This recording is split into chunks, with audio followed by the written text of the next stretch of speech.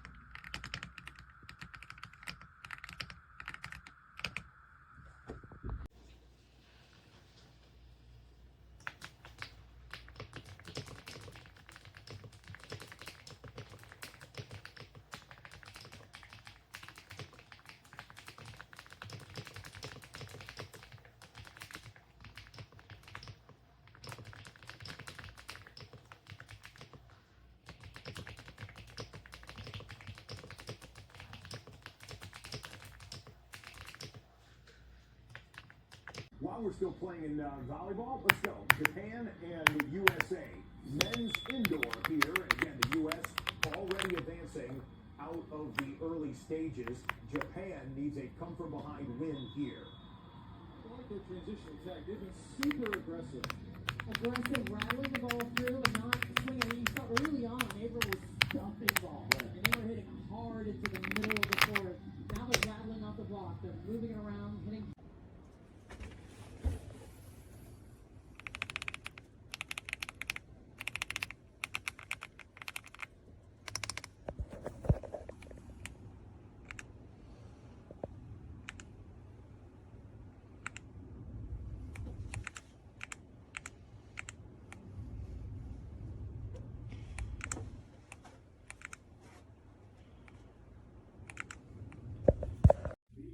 This keyboard is really good overall. It comes with this like plastic cover that you can use to keep dust off, and it sounds really good too.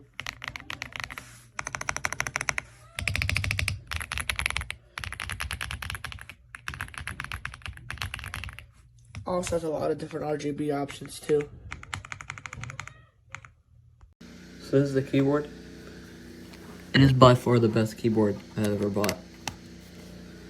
It has so many different LED options by pressing function and this. And it just sounds incredible. I highly recommend this.